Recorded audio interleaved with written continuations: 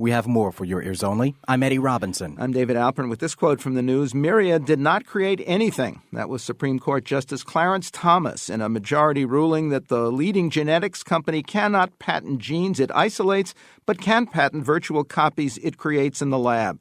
Experts say the ruling could significantly lower the cost of genetic testing, at least for the two genes connected to breast and ovarian cancer that were disputed in the Myriad genetics case. Now this. What makes a man a man?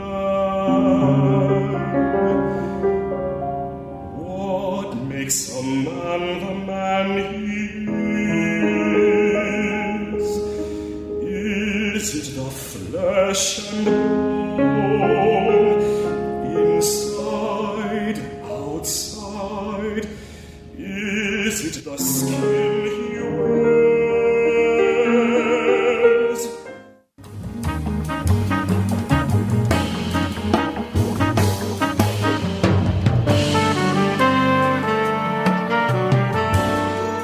It's always news, and good news, when renowned jazz trumpeter and composer Terrence Blanchard, a 5-time Grammy winner, releases another CD, and his 20th, including the title track, Magnetic, of which we just heard a bit, is no exception.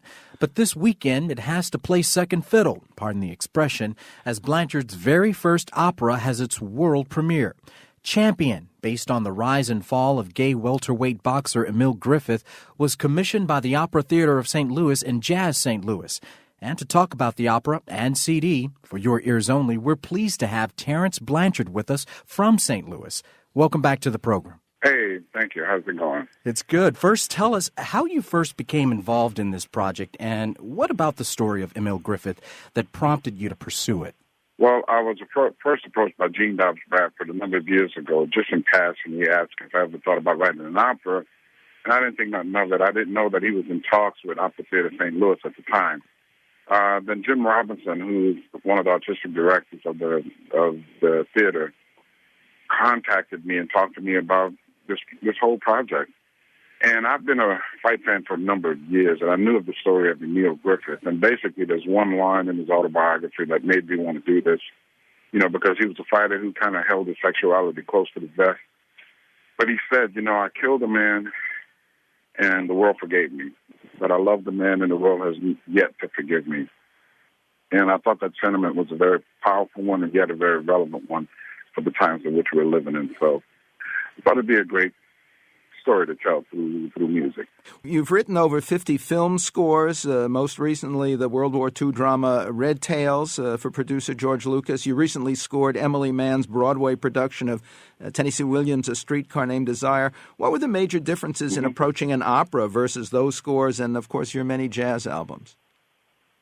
Well, the big difference is that, there's music that's just happening 24/7, and singers are singing most of the time. And I had to learn how to really write for voice and to figure out which range of the voice really can blossom and bloom. But the main thing is that the music sets the backdrop for the story. Normally when I'm working in film or working with a play, the music is kind of, sits way in the background. But for this thing, the music is front and center, and it really helps propel the story. The 75-year-old Griffith suffers from dementia and requires full-time care. Have you spoken to him or had any contact with him? No. Some of the people from Opera Theater St. Louis went to visit him, and he's struggling a bit, But his adopted son, Luis, is here. And Benny Perret Jr. is here as well. Benny Perret Jr. is the son of the man that Griffith accidentally killed in the ring. Yes. And what was his response to the story as an opera? Well, they're all very fascinated, and very appreciative that, we're telling a tale, because for them, it was a very powerful one. It was one of redemption and forgiveness. Champion, with its largely African-American cast, couldn't be more timely as Washington Wizards center Jason Collins recently became the first male athlete in any of the 4 major sports to come out as gay. Why do you think issues of gay rights and homophobia still remain complicated matters for much of the African-American community today? Well, you have to realize one of the things about the African American community, we're very steep in a very conservative approach to our spiritual beliefs, and that plays a big role in sometimes how we respond to these things. But the argument that I would always use is that those same beliefs, the beliefs of love and compassion, are the same things that we should use to kind of get past this issue, because it's one that's long overdue for us to just resolve and be done with, but it's still hard for a lot of people because we're living in a time when there's a lot of polarization that's been going on in our communities. And stories like Jason Collins, I think, is a very uplifting one because hopefully it'll get us past a lot of these things. Well, let's turn to your other debut of the moment, the new jazz album, Magnetic. Why did you decide on the title? What's the overall theme? Well, I became a Buddhist a number of years ago, man, and one of the things, whether you're Christian, Buddhist, doesn't matter, one of the fundamental tenets of any faith is, faith itself, having a faith and belief in what can happen, and one of the things that most people do is they'll have their own rituals, whether it be prayer or chanting or meditation. And in all of those instances, you're trying to draw something positive to your life, to help you deal with the daily struggles of life. So that's what the whole notion of Magnetic came about. Grammy Award-winning and Emmy-nominated composer, arranger, and jazz trumpeter Terrence Blanchard. Champion, an opera in jazz, will play at the Opera Theater of St. Louis through June.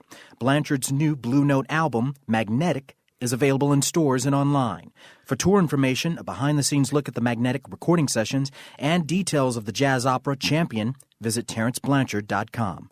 Now, more Magnetic.